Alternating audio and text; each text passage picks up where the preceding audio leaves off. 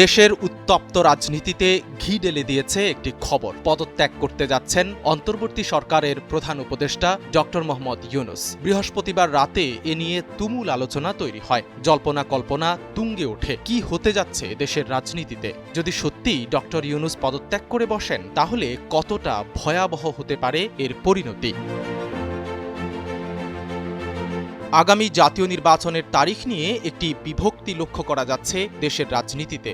BNP সহ অধিকাংশ দল চাইছে চলতি বছরের ডিসেম্বর নাগাদ নির্বাচন হতে হবে। একই মত সেনাবাহিনী প্রধানেরও। অন্যদিকে ডক্টর ইউনূস শুরু থেকেই বলে আসছেন 2026 সালের জুনের মধ্যে জাতীয় নির্বাচন অনুষ্ঠিত হবে। এই মতপার্থক্যের পাশাপাশি দেশের আইনশৃঙ্খলা পরিস্থিতি, রাজনৈতিক দলগুলোর কাঁদা ছোড়াছুড়ি নিয়ে ডক্টর ইউনূস বিরক্ত হয়ে পড়েছেন বলেও একটি সূত্র নিশ্চিত করেছে। তাছাড়া দেশের বহুল আকাঙ্ক্ষিত সংস্কার কাজেও রাজনৈতিক দলগুলোর কাছ থেকে যথাযথ সহযোগিতা পাচ্ছেন না বলে মনক্ষুণ্ণ হয়ে আছেন প্রধান উপদেষ্টা। এসব বিষয় থেকেই ডক্টর ইউনূসের পদত্যাগের বিষয়টি সামনে আসে।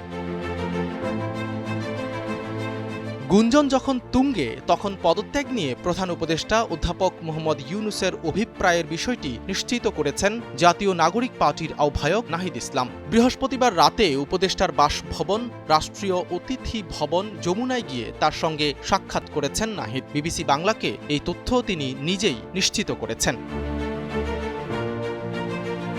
নাহিদ ইসলাম জানান, দেশের চলমান পরিস্থিতিতে ডক্টর ইউনূস পদত্যাগের কথা ভাবছেন এমন কথা শুনে আমরা তার সঙ্গে দেখা করতে গিয়েছি। তিনি আমাদের জানিয়েছেন, যদি ঠিকমতো কাজ করতে না পারেন, গণ অভ্যুত্থানের আকাঙ্ক্ষা অনুযায়ী পরিবর্তন বা সংস্কার করতে না পারেন, তাহলে ক্ষমতায় বসে থাকবেন না। ডক্টর ইউনূস জানিয়েছেন, যেভাবে রাস্তা আটকে একের পর এক আন্দোলন করা হচ্ছে, এভাবে তো আমাকে জিম্মি করা হচ্ছে।